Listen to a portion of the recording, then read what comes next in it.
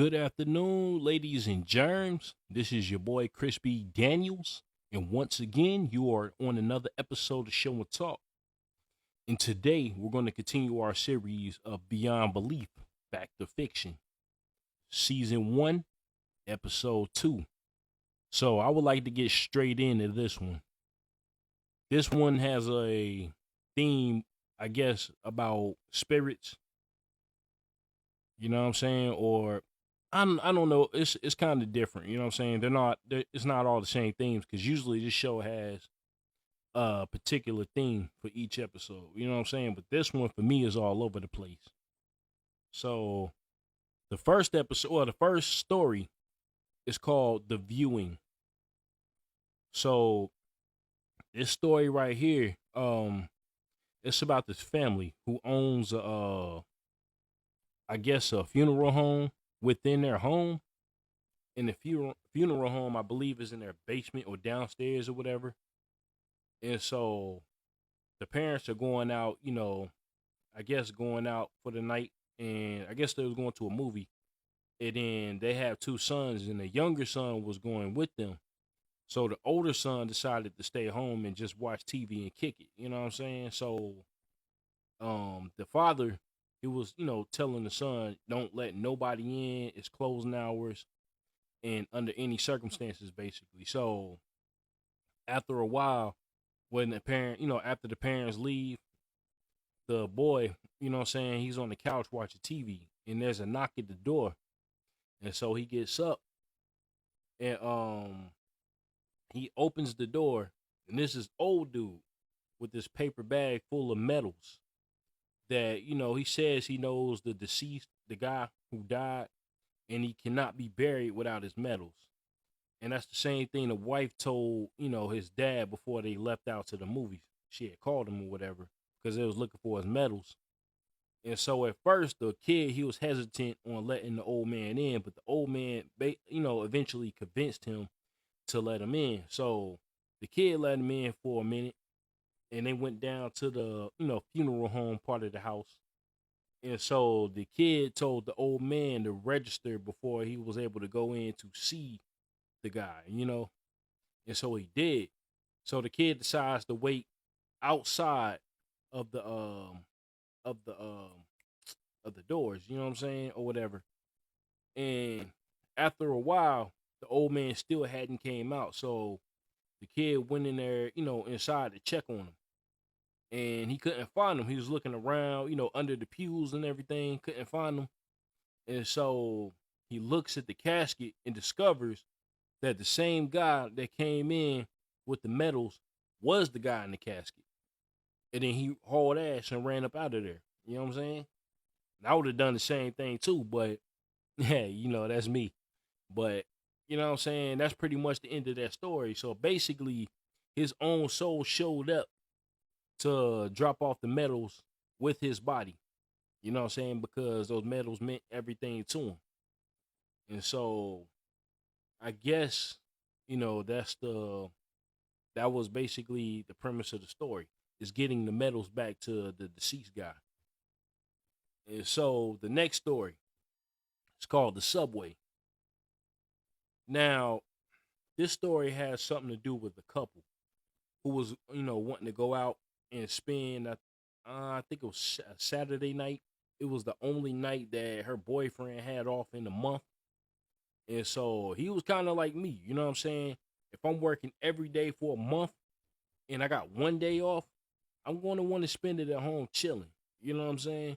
But they decide they wanted to go out and have fun or whatever. So they get on this subway.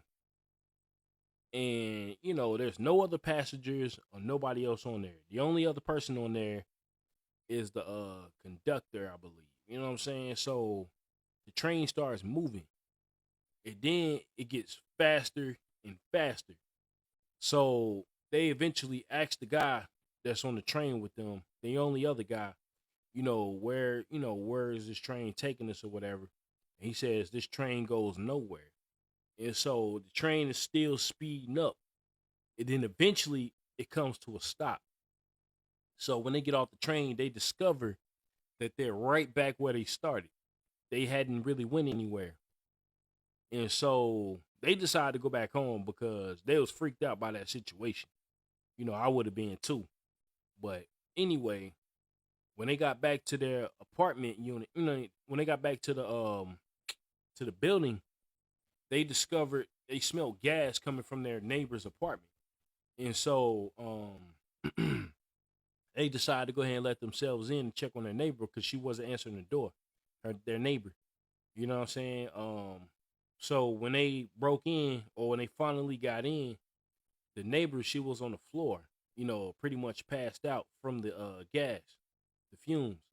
And so the man, you know what I'm saying, he got her up out of there. And the woman, she was like checking on things, making sure everything was all right. And she discovered a picture that was on her table. And it was a picture of her and her husband's wedding. And she, recognized the guy that was in the photo. And it turned out that the guy in the photo was the same guy that was on the train with them.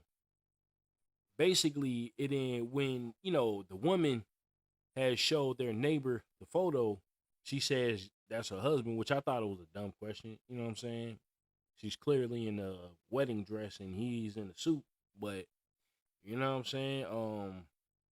She said that was her late husband. He, passed away 20 years earlier. And so the couple, they look at each other like, what the, you know what I'm saying? So she also told them that he promised to look after her even in death. So that explained the whole train incident. You know what I mean? Him being on the train and the train not going anywhere. It was a sign, basically, him warning them to go save his wife, pretty much. So that was pretty much the ending to that story. And then the next story, which is one I talked about in the first video, Kid in the Closet. I don't really want to talk much on this one because y'all heard it in the first video, but there's a few things I would like to mention. So one, the kid's brother, his name is Danny. So his older brother, was harassing him along with the rest of his friends. You know what I'm saying? And I'm like, yo, you see these kids over here like relentlessly messing with this boy, and you're not even the leader of this group. You know what I'm saying? You're just the side kid. You know what I mean? Chasing him home every day. And so the kid had enough. He came out with a bat. It was about to, swing on somebody's head. You know what I mean? And so the sister was she was the only sensible one. You know what I'm saying? Because she was a little older. And the rest of these kids look like they might have been in 5th grade or so. You know what I'm saying? Danny, he looked like he was probably in 3rd grade, but excuse me. So when they took him up to his room, he they was about to put him in a closet, which I don't actually believe something would have happened to him if they would have done that. But the kid, his brother, he volunteered to go in the closet after Danny told him. You know what I'm saying? Like, if you ain't scared, why don't you go in the closet? So he did. And like I said in the first video, not too long after he went in the closet, he started beating on the door, and everybody thought he was just joking. But you could tell the boy wasn't joking by the way he was screaming in that closet. So the mother walks in after that, and she thinks, she thinks nothing of it when she opened the closet door, but she saw a pile of clothes sitting there, which was her older son's clothes. And she's looking around like, she's trying to get an explanation of what's going on. So one of the friends informed her that, he went in the closet and he just disappeared. You know what I'm saying? And Danny was right. And I don't even, honestly, I'm kind of torn because I'm like, nobody deserves to lose their kid the way she did. But at the same time, you was a little bastard to your brother. You know what I'm saying? So maybe he deserved it. Maybe he didn't. You know what I'm saying? And the only reason why I say that, because this story, and this is going to be the only exception right here. This story was actually based on true events. You know what I'm saying? So if you want to look into that, you can. It's crazy. It's bizarre stuff. You know what I'm saying? But moving on. So the next story, I'm going to say it's one story before this one, but I want to talk about this one first. The tractor. So in this story right here, the tractor, It's about this woman who decides to move in with her grandfather who lives on this ranch. You know what I'm saying? And when she gets there, yo, her grandfather is like a straight a-hole to her. You know what I'm saying? Like for no reason. Just yeah, I guess because he's old and miserable and he can't walk anymore either. You know what I'm saying? But it was an incident, right? Well, before that, she was trying to do everything she could to make him happy, but nothing was working. Nothing. You know what I'm saying? And so it was one day where she decided to go out and, saying start the tractor to, I guess, to cut, the do some farm work or whatever. And so when she went out and started the tractor up, because, it was so long since she got on it, but she tried to start it up. But immediately the grandfather, he came back to his senses. Like he still, he's deep down inside, he still loved his granddaughter and cared for her. You know what I'm saying? So she fell off the tractor, which, by the way she fell off the tractor and she passed out, uh, that wasn't even a bump. She just fell off. You know what I'm saying? But it's a part of the story. So, you got to suspend your belief anyway. But she fell off and she passed out because the tractor went forward, but then it started backing up. You know what I'm saying? And the grandfather, he fell out of his wheelchair. You know what I'm saying? Trying to, make it outside to get to her because he couldn't walk. Remember that. So he was crawling, doing everything he could to get to her before the tractor had ran over her. You know what I'm saying? And so he did. He eventually got up and he ran over to her and basically, pushed her out the way or got her out the way before the tractor crushed her. And so he had passed out beside her and then she had woke up. And that's pretty much the end of that story. Now, I got to say, it's one of my favorite stories, man, because I'm a sucker for that type of thing. You know what I'm saying? Where you got the grumpy person or the person who seemingly has no love in them.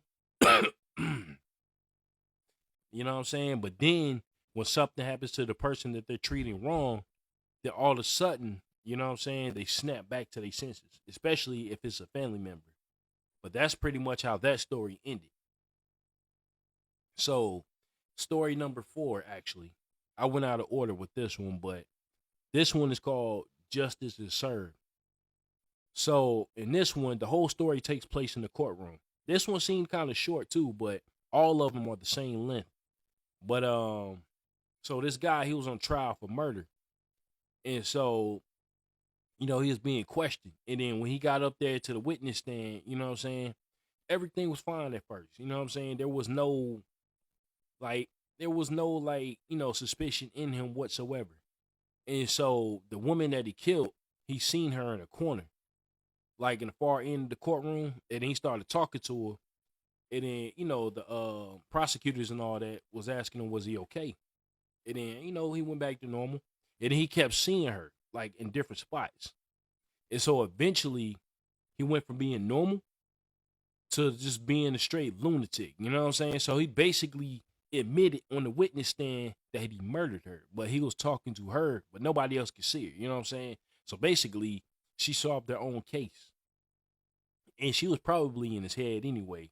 So he was still found not guilty, but they sent them off to a nut house, you know what I'm saying? To a psych ward by reason of insanity. So that's pretty much the end of that story. So this episode right here wasn't too bad. And this is episode 2. So the show, like I said, it started off kind of okay, but it gets better later on in the series. So these 5 stories right here, they did keep my attention. And I seen these years ago. It's just that I have to watch them to refresh my memory for you guys. So out of the stories, I got to go back and rank them because I forgot to do that. But the first story for me gets I give it an 8 out of 10. You know what I'm saying? I mean, even though the first time I seen the story, it was quite obvious that the guy he was talking to was a spirit. You know what I'm saying? Because who's showing up at your house that late delivering some medals? unless it's the wife. You know what I mean? Because it seemed like that's the only person they were dealing with. The story of the subway, I get that one a 8.2, 8.5 actually, because of the real. It's the only part of the story that wasn't realistic was, the whole train situation and the conductor. You know what I'm saying? But I get at an 8.5. You know what I'm saying? Because of the way the story ended. The kid in the closet. This is my favorite story in this episode. I give this story right here a 10 out of 10. Just because it was based on real events. And I'm still trying to figure out, what actually happened, because I don't think it happened verbatim like this. You know what I'm saying? The way I explained it. Justice is served. That story was kind of boring. I get out of 6. You know what I'm saying? I ain't even gonna lie to you. I can't even front. And the tractor, I give that one an 8.